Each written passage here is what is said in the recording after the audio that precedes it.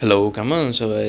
So as we all know Demon স্লেয়ারের season 4 চলতেছে and আমরা আজকে কথা বলবো ডিমন স্লেয়ারের এই সিজনের পর আর যেটা আসতেছে ইনফিনিটি ক্যাসেল ওইটা নিয়ে অ্যান্ড ওইটার অ্যানিমের যখন আসতেছে অ্যান্ড কী কী নিউজ আমরা ওইগুলো নিয়ে আজকে ডিসকাশন করবো।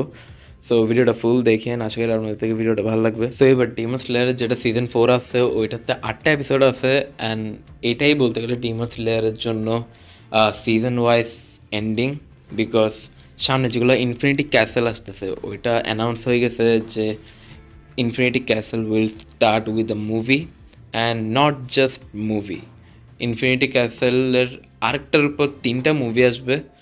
সো এখন আপনারা এটার প্রোস অ্যান্ড কনস আপনারা ভাবতে পারেন যে মানে একটা ভালো দিকও থাকতে পারে, একটা খারাপ দিকও থাকতে পারে। অ্যান্ড ভালো দিক হচ্ছে যে আমরা অ্যানিমেশন অনেক বেটার পাবো অ্যান্ড 2 ঘন্টার মধ্যেই বলতে গেলে আমরা অনেক অ্যাকশন পেয়ে যাবো, বিকজ ইনফিনিটি ক্যাসেল আরেকটা অনেক অ্যাকশন প্যাক অ্যান্ড এখানের মধ্যে বলতে গেলে আপনারা সব হাসিরার অ্যাকশন পাবেন অ্যান্ড ডিমনদেরও অনেক অ্যাকশন পাবেন। বাট যেটা এখন বলবো ওটা হচ্ছে যে খারাপ দিকটা, ওইটা হচ্ছে যে যদি সিজন ওয়াইজ আসতো হয়তো ইনফিনিটি ক্যাসেল আর্কটা বলতে গেলে 2 বছর অথবা ম্যাক্স 3 বছরের মধ্যেই শেষ হয়ে যেত। বাট যেহেতু এখন ওরা মুভি প্রডিউস করতেছে, not just one, not just two, but 3টা মুভি প্রডিউস করতেছে ওরা। সো যেহেতু মুভি, সো একটা মুভি আসার পর ওরা তো আবার নেক্সট ইয়ার একটা মুভি তো আনবে না, এটা কখনোই হবে না। সো একটা মুভি আনার পর অ্যাটলিস্ট 1.5 থেকে 2 বছর পর্যন্ত ওরা একটা ব্রেক নেবে, যেন এই যে মুভিটা ওরা এখন রিলিজ করছে ওইটা যেন একটা হাই ইনকাম করে অ্যান্ড দেন ওরা একটা মুভি রিলিজ করবে।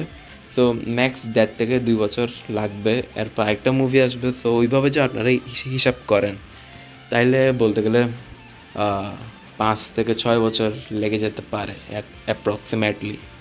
অ্যান্ড এটা বলতে গেলে একটা bad news in my opinion. আপনারা কী ভাবতেছেন ওইটা কমেন্ট সেকশনে বলেন। বাট আমার যতটুকু মনে হচ্ছে এটা মানে সিজন ওয়াইজ করা উচিত ছিল।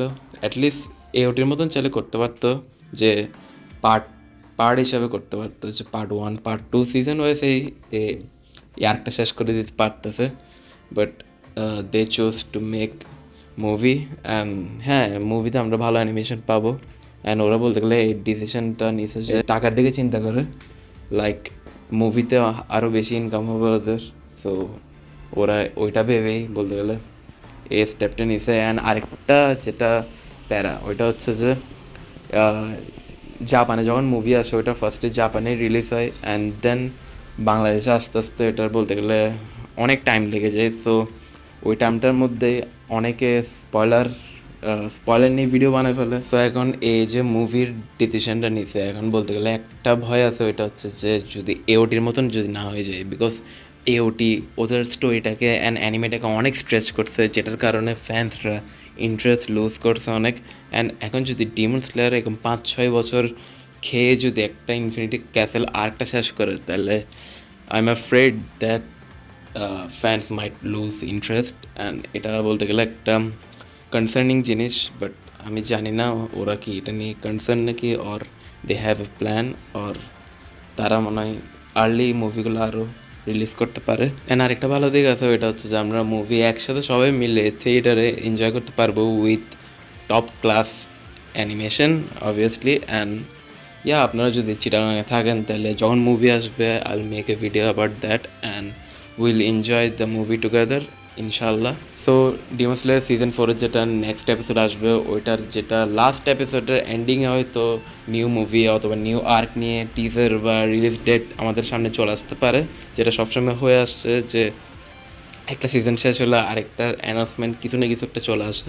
সো যদি ওইরকম চলে আসে আমি ওইটা নিয়েও ভিডিও বানাবো, টেনশন নট। অ্যান্ড তো আজকের ভিডিওটা এতটুকুই। কেমন লাগছে আমার কমেন্ট বক্সে জানায়েন অ্যান্ড ভালো লাগলে ভিডিওটা শেয়ার করেন বেশি বেশি। সো দেখা হবে একটা ভিডিওতে। ভালো থাকেন, সুস্থ থাকেন, বাই।